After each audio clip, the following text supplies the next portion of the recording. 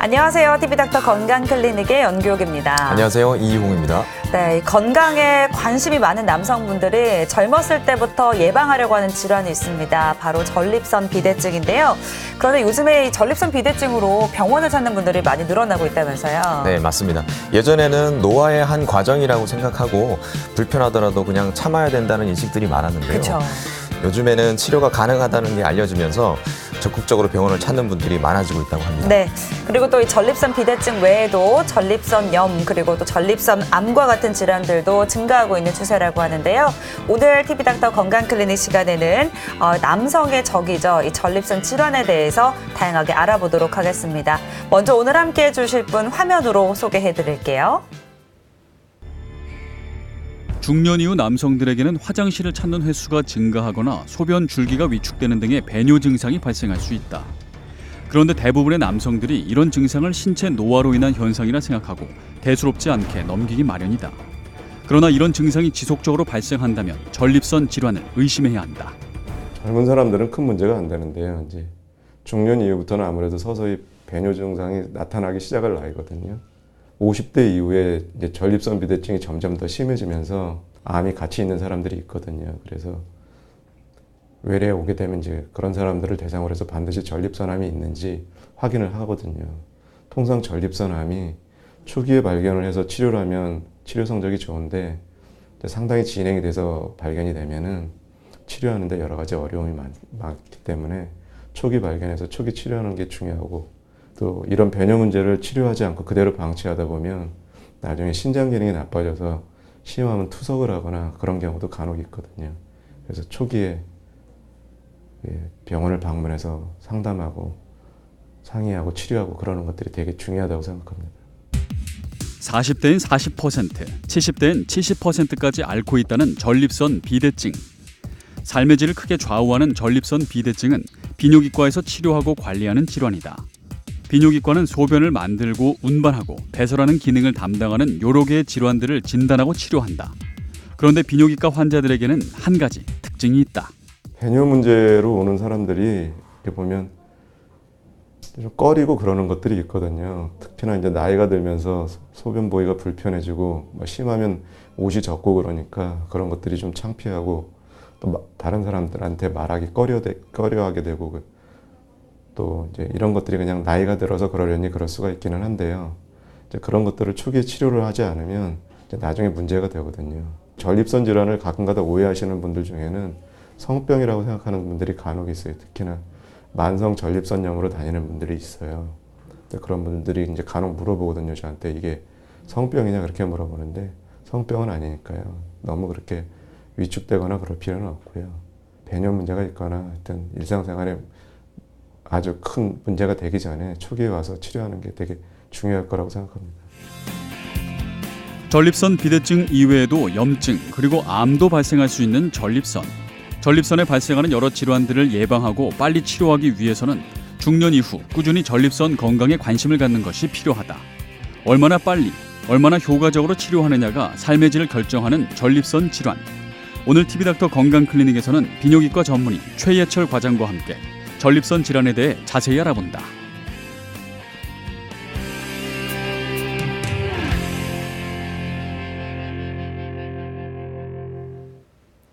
네, 아마 지금 이제 TV 앞에서 시청하고 계시는 남성분들의 귀가 쫑긋해지지 않을까라는 생각이 드는데요. 특히나 이제 전립선 비대증의 경우에는 일상생활에서 느낄 수 있는 불편감이 대단하다고 합니다. 네, 맞습니다. 배뇨 장애가 발생하는 거기 때문에 이게 그 소변 본다는 게 우리 일상생활이잖아요. 그렇죠. 매일 겪게 되는 일인데 그게 잘 안 되기 때문에 그만큼 더 힘들고 불편할 수밖에 없는데요. 그래서 그냥 참을 것이 아니라 적극적으로 치료를 하셔야 할 것 같습니다. 네, 많은 분들이 궁금해하시는 이 전립선 비대증을 비롯해서 전립선에 발생할 수 있는 여러 질환에 대해서 오늘 다양하게 알아보도록 하겠습니다. 화면에서 소개해드렸던 최예철 과장 스튜디오에 함께하고 있습니다. 과장님 안녕하세요. 네, 안녕하세요. 네, 반갑습니다. 오늘 이제 저희가 비뇨기과 전문의와 함께하고 있는데 여성들이 좀 산부인과 진료를 꺼리는 것처럼 남성분들도 비뇨기과에 좀 발을 들이는 걸 약간은 좀 꺼려한다라고 알고 있거든요. 요즘 분위기도 계속 그런 분위기가 이어지고 있나요? 네, 노인 인구의 증가와 생활 수준의 향상으로 전립선 비대증으로 인한 그 배뇨 장애를 주소로 비뇨기과 외래를 방문하는 환자들이 증가하는 추세입니다. 네. 예를 들면 그 빈뇨나 야간뇨나 아니면 소변 주자와 같은 배뇨 증상은 그 노인 연령층에서 그 삶의 질을 저해하는 아주 중요한 건강 문제입니다. 그런데 그 배뇨 증상 자체가 나이가 들면 당연하다고 생각하고 소홀히 하는 경향이 있고요. 네. 치료를 등한시하는 경우에는 그 배뇨 증상이 악화되어 그 상부 요로의 변형이 오게 되고 심하면 신기능이 악화가 되어 문제를 일으키거나 또 모르고 있던 그 비뇨기 종양이 악화돼서 늦게 발견되는 경우가 있습니다. 또 한편으로 이제 젊은 사람들에게는 전립선염이 흔하게 되는데 그 배뇨 장애를 주소로 이런 증상들이 심해지면 그 사회생활에 막대한 영향을 줄 수도 있습니다. 그래서 소변 보기가 불편하다고 느껴지면 초기에 비뇨기과를 방문해서 한번 진찰을 받아보는 것이 좋겠습니다. 네. 네. 그래도 요즘에는 인식이 그래도 많이 개선돼서 그렇죠. 적극적으로 병원을 찾는 분들도 많이 있다고 하는데요. 남성 비뇨기계 질환 중에서 이 전립선 비대증으로 병원을 찾는 분이 압도적으로 많다고 하는데 맞는 말인가요? 네, 그 전립선 비대증은 남성 호르몬의 영향과 그 나이에 따른 변화로 그 발생하는 노화 과정으로 생각하고 있습니다. 그 중년 이후부터 전립선 비대가 이제 천천히 시작된다고 하는데요. 비뇨기과 외래를 방문하는 환자의 약 30% 이상을 차지하는 아주 흔한 질환이 되겠습니다. 60에서 70대 사이의 남성에서 약 40%에서 70%의 증상을 경험하는 걸로 알려져 있고요. 이 연령대의 증상들이 그 증상의 경중은 있을지라도 대부분은 전립선 비대증의 증상을 가지고 있다고 봐야 됩니다. 네. 그렇군요. 그러면 노화와 이제 관련이 있는 질환이다 보니까 이제 중년 이후의 남성들에게서 많이 발생하고 특히나 이제 50대 남성들 5명 중에 1명이 이제 전립선 비대증으로 치료가 필요하다라고 알고 있는데 먼저 저희가 더 알아보기 전에 이 전립선의 구조와 기능을 좀 살펴봐야 될 것 같아요. 네, 화면을 보시면서 설명드리겠습니다. 네. 그 성인 남성의 정상적인 전립선의 크기는 밤톨 정도의 크기라고 보고요. 크기로는 약 20g 정도가 정상이라고 봅니다. 네. 근데 전립선의 위치는 그 방광 출구 쪽에 위치하게 됩니다. 그 방광 출구 쪽에 위치하게 되고 그 중심부로 이렇게 요도가 지나갑니다. 전립선 요도가 지나가게 되고요. 네. 비유를 하자면 기차 터널이 산속을 지나간다고 할 때 산을 전립선이라고 한다면 기차 터널은 전립선 요도라고 생각하면 됩니다. 네. 예. 이런 구조 때문에 전립선이 커지게 되면 요도를 압박하게 됩니다. 왼쪽이 정상인 거고요. 네. 그렇죠. 예. 그렇게 됨으로 해서 그 배뇨에 영향을 주게 돼서 배뇨 증상을 유발하게 되는 것입니다. 네. 해부학적으로는 양쪽 정관이 이제 사정관으로 연결되게 되고요. 네. 사정관은 이제 전립선 요도 쪽으로 연결이 됩니다.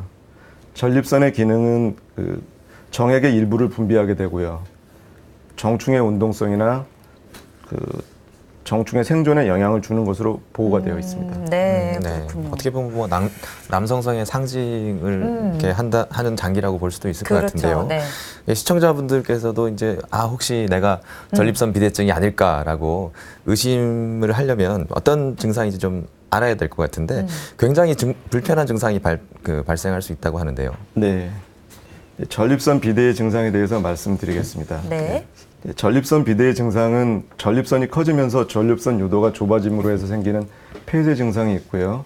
이 폐쇄 증상으로 인해서 2차적으로 방광 내에 소변이 많이 남게 되면 이 소변에 의한 방광 자극 증상이 나타나게 됩니다. 보통 이제 환자분들이 호소하는 증상들이 대표적인 증상들입니다. 네. 소변 줄기가 가늘어진다고 얘기하시는 분도 있고요.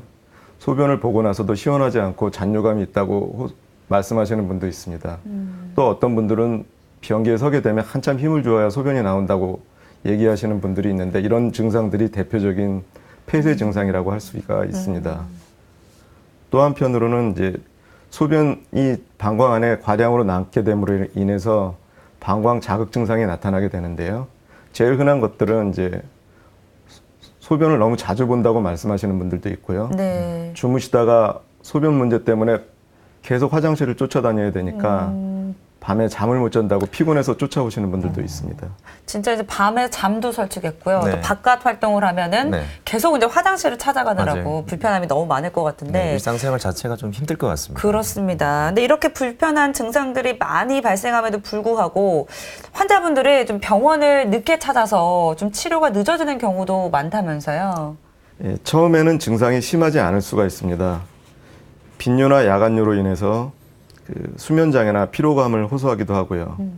증상이 악화되면서 반복적인 요로 감염이나 요실금 등이 나타날 수가 있습니다. 더 진행이 되면 방광 안에 다량의 결석들이 나타나기도 하고요. 상부 요로의 변형이 오기도 하고 그런 것들이 더 심해지면 신장 기능이 악화될 수가 있습니다. 또 한 가지 중요한 문제가 있습니다. 네. 전립선 비대증이 있는 경우에는 전립선 암이 동반되는 경우가 있습니다. 초기에 전립선 암이 그 증상이 없고 무증상인 경우가 많으며 또 전립선 비대증의 증상으로만 나타나는 경우가 많습니다.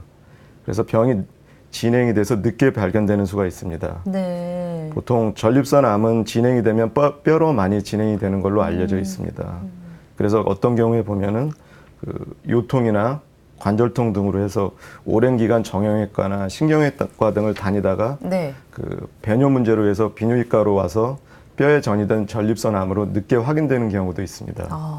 예, 그래서 이제 50대 이후에는 배뇨 문제가 있는 경우에 반드시 비뇨기과를 방문해서 한번 진찰을 받아보는 것을 반드시 추천합니다. 네. 네. 이게 그냥 이제 뼈에 생긴 문제가 아닐 수도 있다라는 네. 말씀이시네요. 그렇죠. 네. 예, 그렇습니다. 이게 전립선이 그렇게 뭐 중요하지 않은 장기처럼 느껴질 때가 있는데 결코 그런 게 아니네요. 그러니까요. 간과했을 때는 뭐 요실금이라든지 그다음에 신장 기능 저하 그리고 네. 심한 경우에는 암까지도 그러니까요. 또 놓칠 수 있는 그런 네.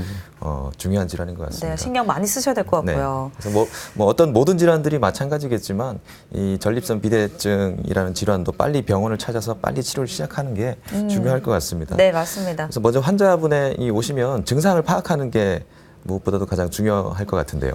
네, 병원에 오면 이제 먼저 병력 청취를 하게 됩니다. 네, 배뇨 장애를 주소로 내원하는 환자들이 이제 고령인 경우가 많기 때문에 병력 청취에 어려움이 많습니다. 말귀를 잘 못 알아듣는 분들도 있고요. 그래서 네. 이제 병력 청취를 잘해서 이 증상 자체를 이제 객관적인 검사를 통해 가지고 불편한 정도가 어느 정도인지를 파악을 하는 것이 아주 중요합니다. 그래서 이제 외래를 오게 되면 네. 다음과 같은 점수표를 환자분들에게 보여주고 아. 체크를 하라고 합니다. 이 설문지는 총 7개의 항목으로 되어 있고요. 각 항목은 증상 점수를 0점에서 제일 많으면 5점까지 매겨서 이 점수를 합산을 해서 그 증상의 경중을 파악을 하는 것입니다. 네. 물어보는 설문 내용은 7가지가 있는데 이 물어보는 설문 내용들은 아까 얘기했던 그 전립선 요도 그 폐쇄 증상에 의한 증상과 또 한 가지는 그 방광 자극에 의해 나타나는 증상들을 설문으로 물어본 것입니다. 그래서 보통 0에서 7점 정도이면 경증이라고 판단을 하고요. 네. 8에서 19점이면 중증도, 20에서 35점 이상인 경우에는 아주 심하다고 일단 생각을 하고 이제 진찰을 시작을 합니다. 이 점수표가 이제 굉장히 중요한데요. 네. 처음 치료할 때 한번 제시를 해서 한번 확인을 해보고요. 치료 중간이나 아니면 수술 후에 평가를 해서 비교를 해보면 치료의 효과를 평가하는 데 도움이 되고 처음에 제시해서 이 점수표를 보게 되면은 치료 방침을 결정하는 데도 아주 큰 도움이 됩니다. 네. 네. 그러니까 환자분들이 직접 본인이 어떤 불편을 겪고 있는지 또 자세히 알고 있으니까 이런 걸로 이제 점수를 매겨서 이제 검사를 한다라고 말씀을 중증도를 주셨습니다. 그렇게 판단을 하는 것 같습니다. 그렇죠. 그러면 이제 이렇게 해서 이제 초기인지 중기인지 이렇게 확인이 되면 직장 수지 검사 그리고 또 요 검사라는 걸 한다고 하는데요. 어떤 내용인지 설명을 해주실까요? 네. 이제 배뇨 증상으로 오는 모든 비뇨기과 환자를 방문하는 모든 환자들은 일단은 요 검사를 합니다. 네. 요 검사는 이 비용 부담이 적고 간편하면서도 전체적인 요로 상태를 평가할 수 있는 아주 좋은 검사가 되겠습니다. 요 검사를 통해서 염증이 있는지, 혈뇨가 있는지, 균이 자라는지 이런 것들을 확인을 해서 세균성 감염이 있다면 일단은 항생제 치료를 하고요. 네. 그리고 혈뇨가 계속 혹시 지속이 된다면은 혈뇨를 일으키는 다른 병도 한번 생각은 해봐야 되겠습니다. 예, 다음은 이제 직장 수지 검사를 합니다. 항문에 손가락을 직접 넣어서 전립선을 만져볼 수가 있습니다. 구조적으로 그 손가락을 넣어서 직장 바로 앞쪽을 만져보면 전립선이 바로 만져집니다. 네. 그래서 이제 전립선의 크기를 알 수가 있습니다. 그래서 이제 전립선 비대증이 어느 정도 있는지를 알 수가 있고요. 네. 그 외에 이제 급성 전립선염이나 아니면 전립선 암 같은 것들도 숙련된 비뇨기과 의사가 만져보면 다른 검사 없이도 어느 정도는 진단을 할 수가 있습니다. 네. 네, 소변 검사도 그렇고 직장 수지 검사도 그렇고 아주 간단하게 또 할 수 있는 유용한 검사인 것 같습니다. 그러니까요. 비용도 거의 네, 들지 네, 않고. 그렇습니다. 네. 다음은 그 전립선 혈청 전립선 특이 항원 검사라는 게 있다고 하는데요. 어려운데요? 많이 좀 어렵죠. 네, 이건 어떤 것을 확인하는 검사인가요? 이 검사는 이제 혈청 전립선 특이학원 검사라고 하는 것은 그 어떤 것을 확인하는 검사냐면 전립선에서 그 만들어지는 특이 단백질이 있습니다. 네. 그것을 이제 혈중에서 레벨을 측정해서 알아보는 검사인데 전립선 상피세포에서 만들어지는 단백질입니다. 이 검사 때문에 이제 현재 그 전립선암의 조기 발견에 아주 큰 역할을 하게 된 것입니다. 네.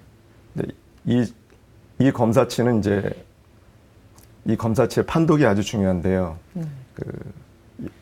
이 연령이 증가할수록 그 수치가 증가하는 걸로 되어 있고요. 네. 전립선염이나 전립선암이나 아니면 급성 요폐가 온 경우, 급성 요폐라 하면 갑자기 소변을 못 보는 경우를 말합니다. 네. 그 외에 이제 요도 조작을 하는 경우가 있습니다.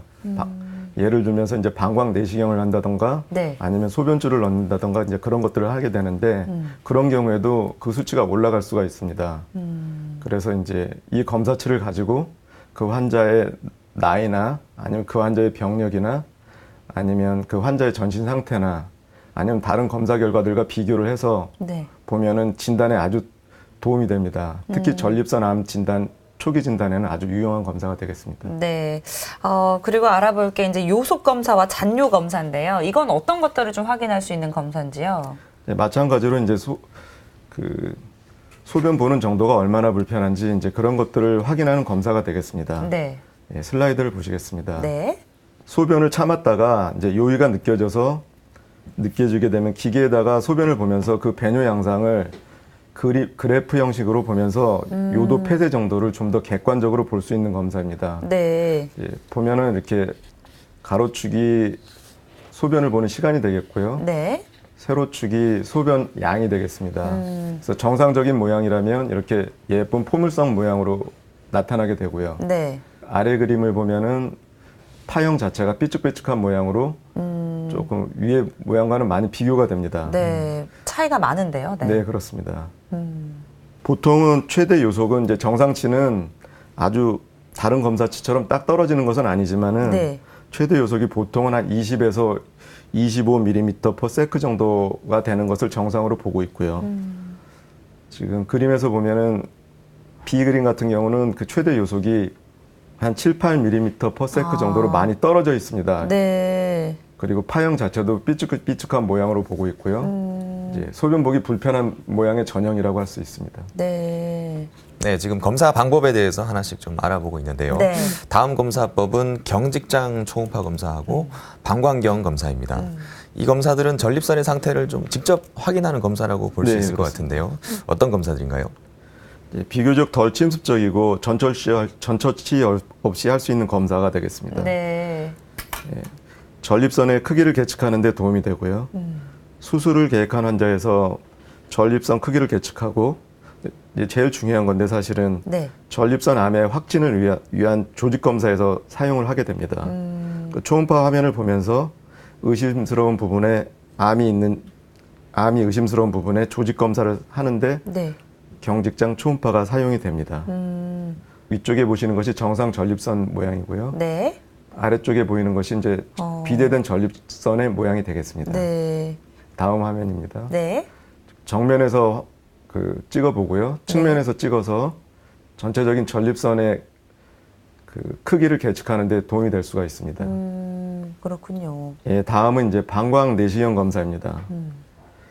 방광 내시경 검사는 그 침습적이고 검사 시에 동통이 유발할 수도 있고요. 네. 검사 후에 그 배뇨 불편감이라던가 혈뇨라던가 아니면 요로 감염 등이 올 수가 있기 때문에 반드시 시행하는 검사는 아닙니다.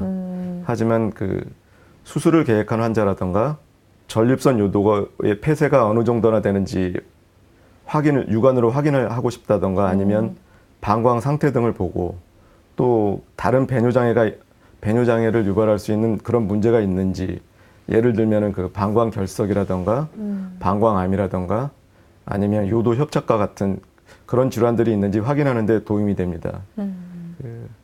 개인적으로는 그 수술을 계획한 환자라던가 네. 아니면 경증의 전립선 비대증 환자라고 판단이 되는데 환자가 호소하는 증상은 아주 심하다던가 아니면 요 검사를 했는데 계속 혈뇨가 지속된다던가 할 때는 방광경을 권하고 있습니다. 네. 방광경이 그 내시경을 이제 요도를 통해서 넣어야 되기 때문에 뭐 남자분들 같은 경우는 상당히 거부감을 그러니까요. 느낄 수도 있을 네. 것 같은데 또 필요한 경우에는 또 꼭 해야 될 것 같습니다. 네, 그렇습니다. 네. 이제 전립선 비대증을 확진하기 위한 이렇게 검사 방법들을 저희가 하나씩 알아봤는데요. 워낙 이제 빈도가 높다 보니까 궁금증들도 많습니다. 저희가 이제 중년 이후의 남성들에게서 많이 발생한다고 말씀을 드렸는데 그렇다면 좀 젊은 남성분들은 전립선 비대증 좀 안심해도 될까요? 네, 전립선 비대증은 그 나이가 들면서 남성 호르몬의 영향으로 생기는 일종의 그 노화 과정이라고 생각하면 됩니다. 따라서 그 50대 이하 남성에서는 드물고 가끔 이제 젊은 환자인 경우에도 전립선이 제법 큰 경우를 보는 경우가 있기는 합니다. 네. 하지만 이런 경우에 전립선 비대증이라고 하면서 치료를 하지는 않습니다. 배뇨 증상이 없다면 50대 이하의 전립선 비대증을 치료를 하지는 않습니다. 다만 50대 이하에서는 이제 배뇨 증상이 전립선과 연관이 있는 경우도 있습니다. 이제 이런 경우가 바로 이제 전립선염입니다. 그래서 네. 50대 이전에 배뇨 증상을 주소로 내원한 환자들은 전립선 비대증보다는 전립선염을 먼저 의심을 해야 되겠습니다. 그렇군요. 그 뒤에서 뭐 좀 더 알아보겠지만 네. 전립선에도 뭐 다른 장기와 마찬가지로 암이 발생할 수 있지 그러니까요. 않습니까? 그런데 전립선 비대증이 있으면 이제 암이 발생할 확률도 높다라고 알고 계신 분들이 많은데 사실인 건지 확인해 주십시오. 전립선 비대증이 있다 그래서 반드시 전립선 암이 있는 것은 아닙니다. 그 일부 환자에서 전립선 암이 그 동반이 될 수가 있는 것이죠. 그래서 이제 전립선 비대증으로 오는 환자들은 반드시 그 전립선 암이 있는지 검사를 통해서 반드시 감별을 해줘야 합니다. 네.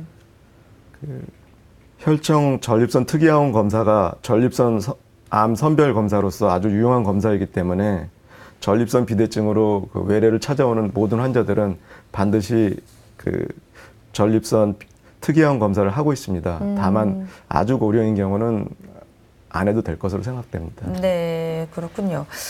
제가 드리는 이 질문도 좀 많은 분들 궁금해 하실 텐데, 그 전립선 건강에 토마토가 좋다라고 하던데요. 실제로 토마토가 뭐 전립선 건강에 도움을 줄까요? 어떻습니까? 글쎄요. 토마토의 그 붉은색을 나타내는 색소 라이코펜이라는 물질이 있다고 되어 있습니다. 네.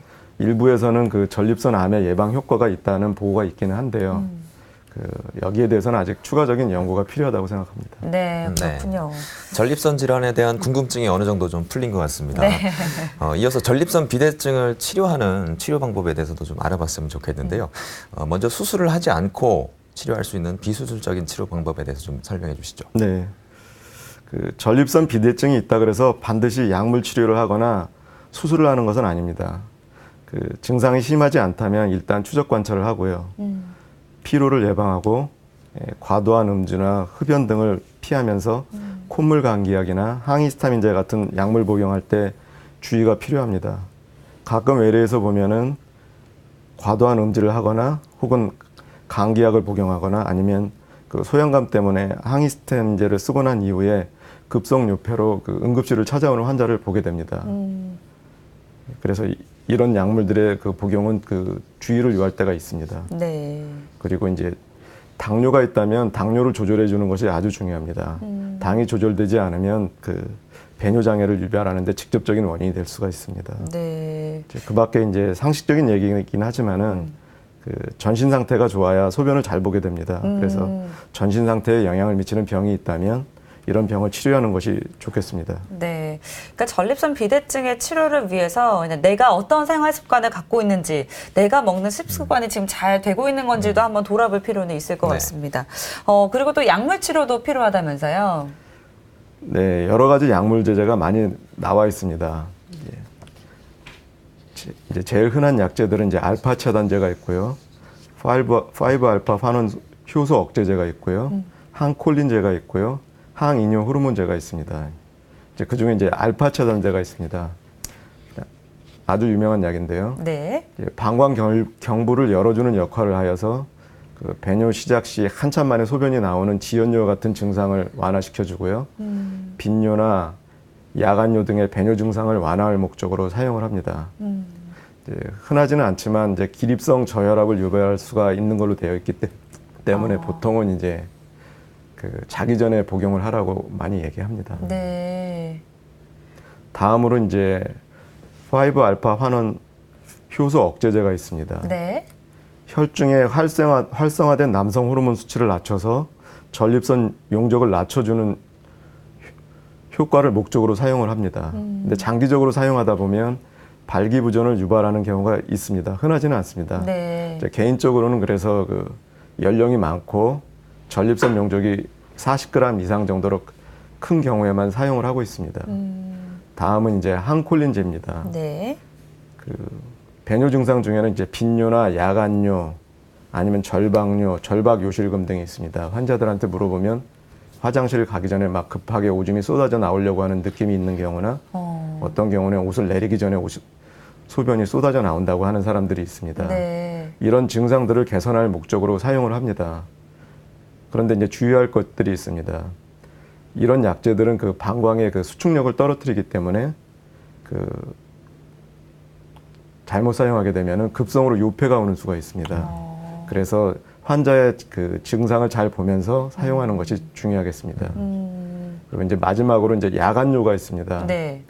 이제 환자분들 중에는 밤에 화장실을 많이 쫓아다니니까 잠을 못 자게 되고 그래서 하루 종일 피곤하다고 하는 분들이 있습니다. 네. 그래서 항콜린제로 조절이 안 되는 경우에 항이뇨 호르몬제를 쓰기도 합니다. 네, 약물 치료 효과는 적어도 이제 한 달 정도는 써봐야 효과를 판정할 수가 있고요. 네. 보통은 알파 차단제를 단독으로 사용하기도 하고요. 아니면 위에서 언급한 약제들을 조합을 해서 사용을 하기도 합니다. 네. 증상의 종류에 따라서 그리고 증상의 네. 경중에 따라서 이런 약들을 잘 조합해서 그러니까. 이제 쓰셔야 할 것 같습니다. 그런데 이런 뭐 약물만으로도 다 잘 치료가 되는 건가요? 요새는 이제 그 알파 치료제라든가 다른 약물들이 많이 나와 있기 때문에 그 예전보다 수술하는 건수가 많이 줄어들었습니다. 그리고 환자들 자체도 수술을 그렇게 꺼리는 경향이 좀 있고요. 네, 그렇죠. 그런데 수술이 반드시 필요한 경우가 있습니다. 어떤 경우냐면 이제 네. 반복적으로 요폐가 오는 경우가 있습니다. 약물 치료를 하면서 가끔가다 소변이 전혀 나오지 않아가지고 응급실을 방문해서 소변줄을 넣어서 소변을 빼는 경우가 있는데 네. 이런 것들이 반복이 되거나 아니면 간혹 방광 내시경을 배뇨 증상으로 인해서 방광 내시경을 해보면 네. 방광 안에 막 결석들이 잔뜩 껴 있는 경우들이 있습니다. 아니면 상부 요로에 변형이 오는 수가 있습니다. 그래서 양측에 그 신장이 늘어나는 양측 수신증이 악화가 되고 심한 경우에 신기능이 나빠지는 경우가 있습니다. 또 어떤 경우에는 전립선에서 그 반복적으로 출혈이 있는 경우가 있습니다. 네. 그리고 어떤 경우에는 이제 반복적으로 요로 감염이 반복되는 경우가 있습니다. 이런 경우에는 수술을 하는 것이 좋습니다.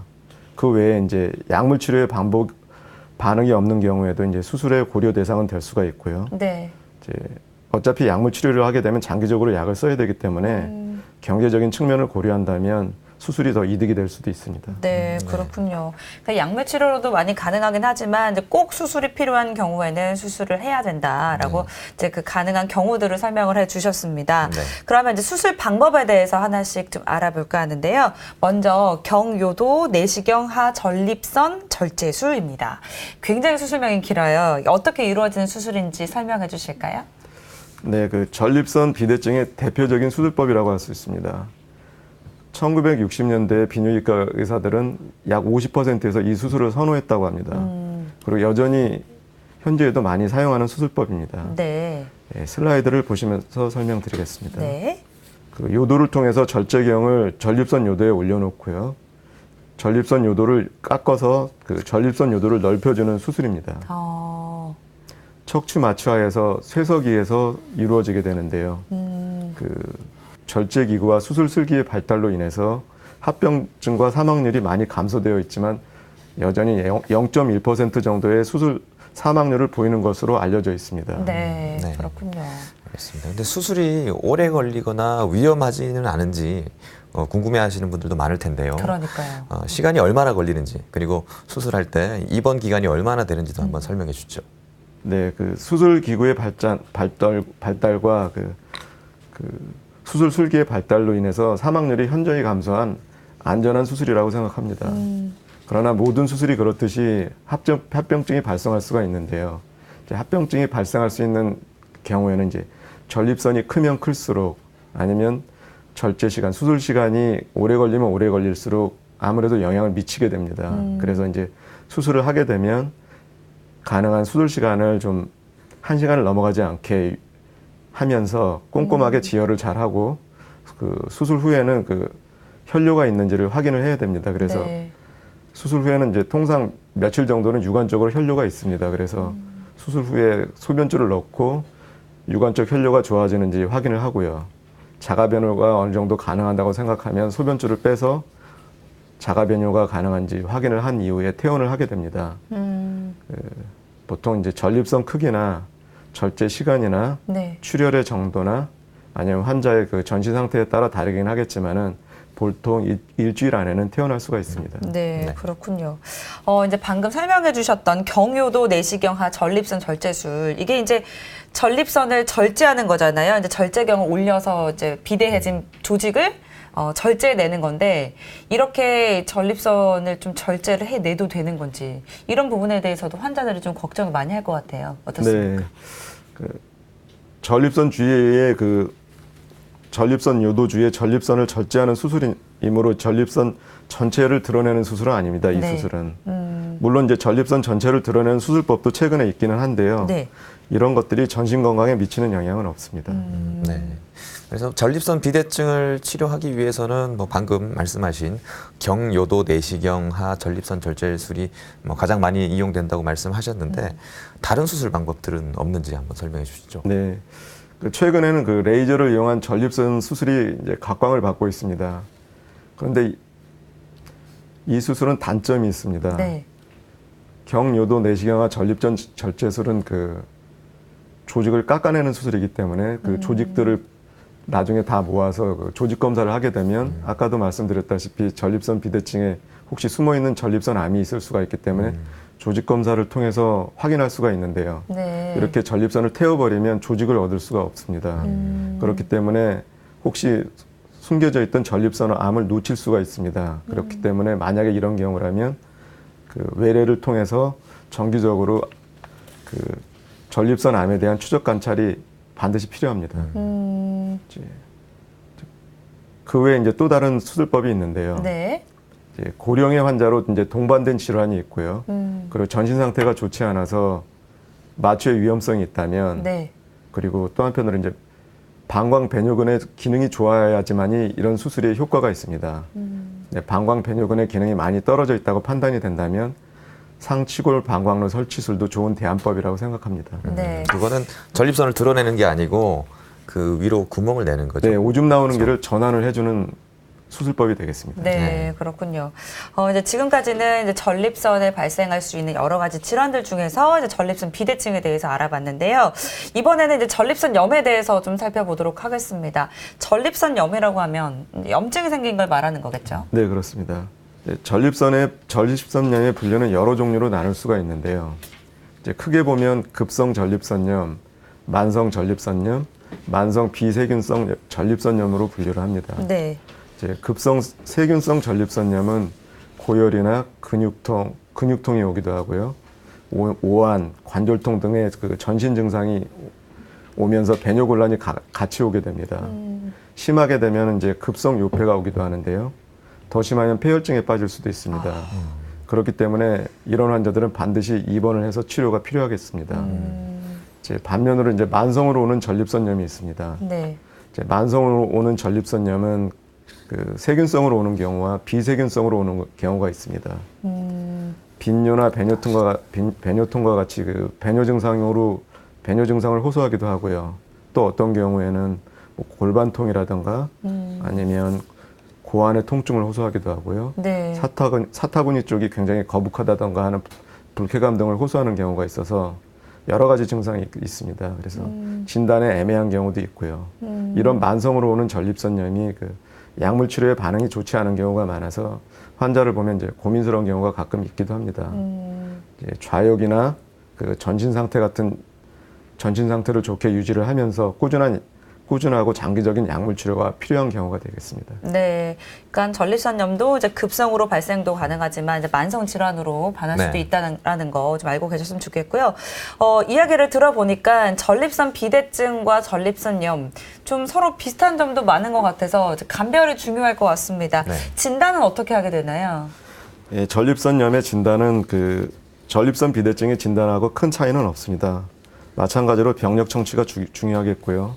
아까 말씀드렸다시피 이제 요검사라든가 요세균 배양 검사, 뭐 잔뇨 검사, 혈청 전립선 특이항원 검사, 전립선 마사지, 성병 검사 등을 시행하게 됩니다. 혹시나 이제 혈뇨가 지속되는 경우가 가끔 있습니다. 네. 만약에 혈뇨가 지속된다면 방광암과 같은 다른 질환을 배제를 해줘야 됩니다. 그래서 이런 경우에는 이제 요세포 검사와 방광경 검사를 하는 것이 좋겠습니다. 네. 방금 뭐 여러 가지 검사들 설명해 주셨는데 이런 검사들로 확진이 전립선염이 만약에 진단이 되면 그다음에 치료는 어떤 식으로 하게 되는 건가요? 예, 급성 세균성 전립선염과 만성 세균성 전립선염의 원인은 이제 세균이 되겠습니다. 원인균이. 그러므로 이제 항생제 치료가 우선이 되겠습니다. 반면에 만성 비세균성 전립선염의 이 경우가 이제 문제가 되는데요. 치료가 참 애매한 경우가 많이 있습니다. 이런 경우에 이제 증상의 호전을 위해서 대증 치료를 하게 됩니다. 알파 차단제를 쓰기도 하고, 네. 진통제를 쓰기도 하고, 따뜻한 물로 좌욕을 하기도 하고, 온열 치료 같은 것들을 하기도 합니다. 이제 이런 치료를 하면서 혹시 다른 질환 때문에 이런 증상이 있지 않은지 주의 깊은 추적 관찰이 반드시 필요하겠습니다. 네, 이제 전립선염까지 함께 살펴봤습니다. 이번에는 아마도 많은 분들이 가장 관심을 보일 만한 이제 전립선암에 대한 이야기 들어볼까 하는데요. 요즘에 그 전립선암의 발생 빈도가 계속 증가 추세라고 하더라고요. 이유가 어디에 있다고 보십니까? 고령 인구가 일단 많이 증가되어 있고요. 네. 또 아까 검사법 중에 혈청 전립선 특이항원 검사라는 것이 있다고 말씀드렸습니다. 네, 네. 이 검사라든가 그 외에 이제 MRI나 CT와 같은 진단 기술들이 많이 발전이 되어 있고요. 예, 서구식 식생활이 지금 전립선암과 연관이 있다고 되어 있습니다. 그래서 이런 것들도 원인이 될 것 같고요. 그 전립선 비대증으로 비뇨기과 외래를 방문하는 분들이 많이 있습니다. 그래서 네. 이런 것들이 맞물리면서 전립선암 환자가 늘어나는 것으로 생각되고 있습니다. 근데 개인적으로는 그 전립선 특이항원 검사가 그 전립선암 발전의 암 발견에 아주 큰 역할을 하고 있다고 생각을 합니다. 네. 그러니까 많이 발견을 한 거죠, 그렇죠? 네, 발생 맞습니다. 빈도가 더 많이 늘어난 것처럼 보이는 그렇죠. 게 되는 뭐 거죠. 네. 식생활의 서구화 그렇죠. 그리고 뭐 고령이 많아진 것도 네. 전립선암의 증가 원인이 되지만 또 이렇게 그 전립선 특이 학원 검사 같은 그런 검사 방법들이 좋아져서 그렇죠. 진단이 많이 되고 있는 것도 뭐 한 원인인 것 같습니다. 네. 그러면 이제 혈액 검사로도 이제 전립선암을 좀 진단할 수 있다고 하던데요. 간단하게 네. 검사가 가능한가요? 네, 방금 언급한 것처럼 혈청 전립선 특이항원 검사가 중요하다고 했는데요. 전립선 특이항원은 전립선 상피세포에서 만들어지는 단백질입니다. 연령이 증가하거나 전립선이 크다던가 아니면 전립선에 염증이 있다던가 급성 요폐가 온다던가 요도를 조작한 후에 예를 들면 방광 내시경이나 아니면 소변줄을 유치한 경우를 말씀드립니다. 네. 아니면 이제 전립선 암과 같은 경우에 이제 수치 값이 올라가게 되는데요. 환자의 연령이나 증상 등을 잘 살펴서 어떤 검사를 추가할 것인지 판단을 해서 분석을 해보면 네. 전립선 암 진단에 많은 도움을 주는 아주 중요한 검사입니다. 그래서 이제 요즘 건강검진 프로그램에서 보면은 반드시 들어가 있습니다. 네. 그러면 지금 설명해 주셨던 이 전립선 특이항원 검사로 전립선 암이 확진이 가능한 건가요? 확진은 아니고요. 네. 이제 만약에 이 검사를 통해서 전립선 특이항원 검사치가 올라가 있다면 네. 이것을 잘 분석을 해야 되겠습니다. 그래서 감염에 의한 전립선염에 의해서 올라갈 수도 있다고 아까 말씀드렸지 않습니까? 네, 네. 그래서 이런 것들이 있는지 먼저 확인을 해봐야 될 거고요. 그리고 이런 것이 아니라면 먼저 직장 수지 검사를 합니다. 그리고 초음파 검사를 하면서 조직 검사를 하게 되는데요. 그 조직 검사가 이제 결국 중요한 확진 검사입니다. 그런데 이제 문제가 발생할 수가 있습니다. 항문 쪽으로 하는 검사이기 때문에 잘못하면 급성으로 전립선염이 올 수가 있습니다. 그래서 미리 검사 전에는 예방적인 항생제를 쓰고 네. 그 검사 전에 그 관장을 하게 됩니다. 그래서 이제 염증을 예방할 수 있도록 하고요. 또 한 가지는 출혈이 있을 수가 있습니다. 네. 출혈은 이제 항문 쪽으로 올 수가 있고요. 요도 쪽으로 올 수가 있는데 대부분의 환자가 검사 후에는 혈뇨가 있고 항문 쪽으로 출혈이 있습니다. 그래서 출혈성 경향을 유발할 수가 있는 그 혈전 용해제라든가 아니면 아스피린을 복용하게 된다면 이런 약제들은 약 일주일 정도 끊고 검사를 하는 것이 안전합니다. 네. 그래서 이제 조직 검사를 통해서 확진이 되면은 이 암이 어디까지 진행이 되어 있는지 골반 MRI나 CT 등을 통해서 그 암의 병기를 설정하는 최종 검사를 하게 됩니다. 네. 네. 그래서 조직 검사가 전립선암을 진단하기 위해서는 꼭 필요한 검사긴 한데 다소 좀 그 위험 부담이 있기 때문에 좀 주의해서 하는 것이 필요할 것 같습니다. 네. 네, 근데 이렇게 발견된 전립선암은 뭐 어떻게 치료하게 되는지 좀 궁금하실 것 같은데요. 뭐 아무래도 수술로 제거를 하는 것이 가장 중요한 방법이겠죠. 네, 그렇습니다. 이제 모든 암이 그렇듯이 이제 환자의 전신 상태라든가 그 병기에 따라서 여러 가지 옵션이 있을 수가 있습니다. 이제 지금부터 말씀드리는 경우는 이제 외래에서 보면 가장 흔하게 경험하게 되는 경우입니다. 네. 이제 방금 말씀해 주신 것처럼 이제 국소 전립선암으로 판정된 경우입니다. 이제 국소 전립선암으로 판정이 되고 환자의 건강 상태가 양호하고 특별한 기저질환이 없고 평균 여명이 한 10년 이상 정도 된다고 판단이 되고 조직 검사에서 확인된 그 세포 분화도가 좋다면 근치적 전립선 절제술이 가장 이상적인 치료법이라고 말할 수가 있습니다. 네, 이런 것 때문에 조기 진단의 중요성을 말씀드리는 것입니다. 근데 반면에 그 고령의 전립선암 환자들이 있습니다. 네. 이런 환자들은 이제 국소 전립선암 환자인데 세포 분화도도 좋고 그런데 다만 나이가 많고 다른 기저질환이 있다면은 선뜻 치료하기가 어려운 경우, 수술하기가 어려운 경우도 있습니다. 이제 이런 경우라면 정기적으로 추적 관찰을 하면서 그 암의 진행이 어떻게 변하는지 보는 것도 중요하고요. 네. 암이 더 진행됐다고 판단되면 그때 방사선 치료라든가 호르몬 치료를 고려할 수도 있습니다. 이제 또 다른 경우가 있습니다. 그 병이 진행돼서 아주 늦게 발견된 전이성 전립선 암 환자를 이제 가끔 보게 됩니다. 네. 이런 환자들 너무 실망하지 마시고요. 호르몬 치료를 통해서 이제 병의 진행을 막거나 아니면 병의 진행 속도를 늦출 수가 있습니다. 이제 고환을 절제하고요. 그 항남성 호르몬제를 투여하거나 아니면 황체 형성 호르몬 분비 호르몬 주사제가 있습니다. 이 네. 주사제와 마찬가지로 항남성 호르몬제를 투여하면서 병의 진행을 막거나 아니면 진행 속도를 늦출 수 있는 치료법이 있습니다. 그런데 문제가 있습니다. 이제 네. 이런 치료들이 처음에 치료를 하게 되면 반응이 아주 좋습니다. 그런데 문제는 시간이 지나면서 암세포가 이런 치료에 저항을 하게 된다는 것입니다. 이제 만약에 이제 이렇게 저항하게 되면 네. 이제 이런 게 이제 문제가 됩니다. 사실은 이제 이런 경우에는 이제 항암 치료라든가 이제 방사선 치료를 고려하게 됩니다. 네, 그렇군요. 오늘 이제 긴 시간 동안 전립선에 발생할 수 있는 질환들에 대해서 좀 다양하게 이야기 나눠봤습니다. 마지막으로 평소에 이 전립선 건강을 지킬 수 있는 방법이 있다면 이야기해 주실까요? 예. 전립선 비대증의 증상은 경중은 있을지 모르지만은 결국은 누구나 경험하게 되는 노화 과정이라고 생각을 합니다. 그래서 이제 배뇨 증상이 있다면 주저하지 마시고 가까운 비뇨기과를 가서 비뇨기과 선생님과 한번 상의해 보는 것이 좋겠습니다.